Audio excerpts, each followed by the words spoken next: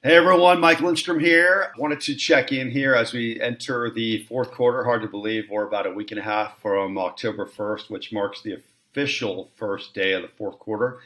This is one of my favorite times of year to actually check in with yourself. I know there's multiple benchmarks throughout the year where you should call timeout, look at your goals, check your progress. One of the biggest ones, obviously, is at the end of the year, beginning of the year, kicking off, coming up with a new goal plan. Mid-year, I love mid-year check. June 30th, 4th of July weekend, check in at the half year mark, see how you're doing. Also, quarterly, and obviously I'm a big advocate of doing weekly planning every Sunday night for 20 minutes and mapping out your week. So if you have all those signposts in place, you should already be checking in with yourself. But I've also found in my 24 years of coaching that this time of year, September, as you go into the fourth quarter, is a great time to come off the field, as we say, and to look yourself in the mirror and say, hey, where am I at in the year, and what do I want to do to finish the year strong? We've got 3 months left. So I want to throw this fourth quarter push idea out to you. Some of you are seeing this for the first time. Some of you, this is not a new concept. I start with my calendar. I'm a big fan of using a 90-day calendar. I use an Glance. It's on my office wall. It's dry erasable. You can see things right there in one snapshot, October, November, December.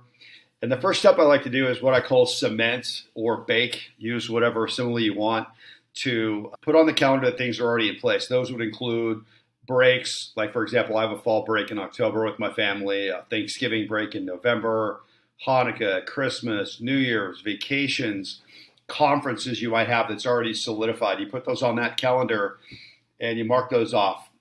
And then you look secondarily at the things that you have committed that maybe are not work related or vacation related.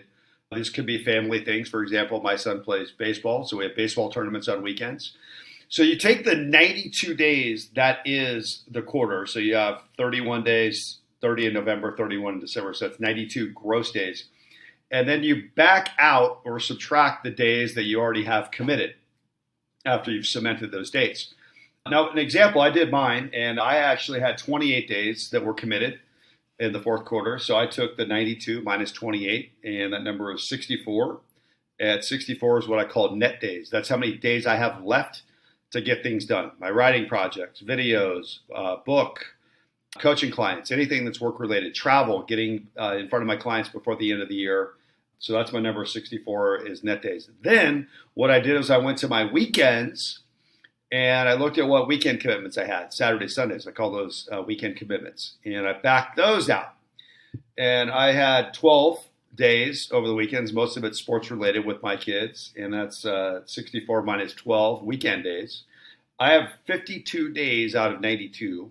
If you do the math, that's only 56% of my fourth quarter left to do the things I want to do. Now, what that does, it creates a serious level of urgency for yourself as you start to think about what you want to do when it comes to your family, trips, work projects, prospecting, selling, getting deals done.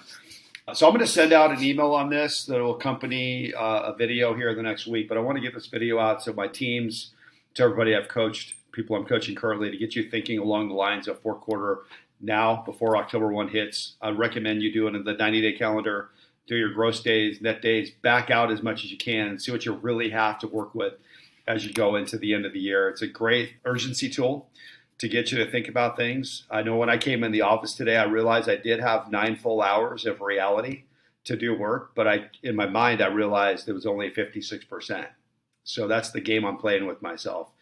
I'm acting as if I only had half the time that I really have. So I got more done between 7 a.m. and noon today because I acted as if I only had 50% of the time. Calls made, return calls, what you're touching, who you're hanging around, all those things come into play. So I want you to take a few minutes, hopefully watch this video, see how this might impact you as you create some urgency going into the fourth quarter, and I'll check it back with you soon.